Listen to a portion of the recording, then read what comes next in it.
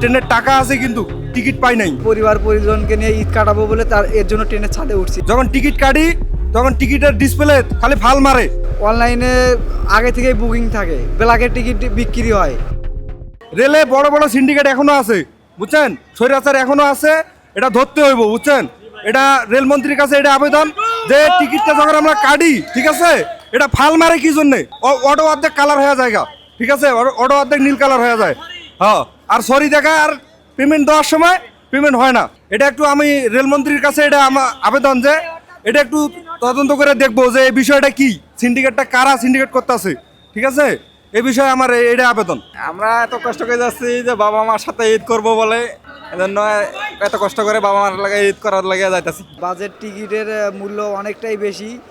সড়ক মন্ত্রী যেভাবে বলেছে সেভাবে আমরা হলো টিকিট পাচ্ছি না। পরিবার পরিজনকে নিয়ে ঈদ কাটাবো বলে এর জন্য ট্রেনের ছাদে উঠছি। আমরা অনলাইনে কাটতে গেলে টিকিট পাই না। টিকিট অনলাইনে আগে থেকেই বুকিং থাকে, ব্ল্যাকের টিকিট বিক্রি হয়। এখানে আমরা কিভাবে সেখানে টিকিট পাবো? তবুও রিস্ক হলেও আত্মীয় স্বজনদের সাথে ঈদ কাটাবো এবং পরিবারের কাছে অনেক দিন পরে আমরা ফিরে যাচ্ছি, এটা একটা আনন্দ বা উৎসাহ।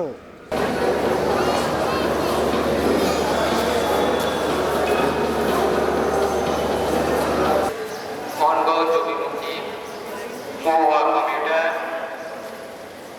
2 নম্বর প্ল্যাটফর্ম থেকে ছেড়ে যাবে লালমনিরহাট অভিমুখী আন্তনগর।